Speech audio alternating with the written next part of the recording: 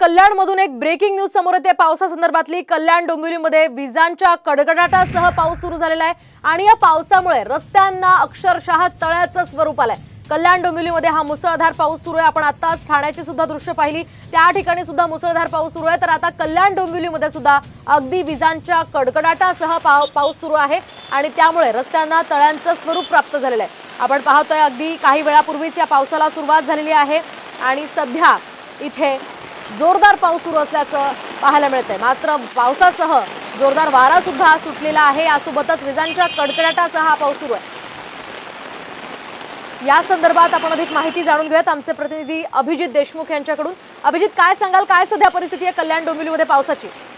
आज सकाळपासूनच कल्याण डोंबिवलीमध्ये ढगाळ वातावरण पाहायला मिळत होतं। सुमारे अर्ध्या ते पाऊण तासापूर्वी रिमझिम पावसाला सुरुवात झाली होती। काही वेळापासूनच पावसाने जोर धरलाय। अक्षरशः विजेच्या कडकडाटासह मुसळधार पाऊस कल्याण डोंबिवलीमध्ये सध्या कोसळतोय। त्यामुळे एकंदरीत आपण जर पाहिलं तर रस्त्याच्या कडेला काही ठिकाणी पाणी देखील साचण्यास सुरुवात झालेली आहे। एकंदरीतच घरातून जे बाहेर नागरिक निघाले होते त्या नागरिकांची देखील या पावसामुळे सध्या तारांबळ उडाल्याचं पाहायला मिळतंय।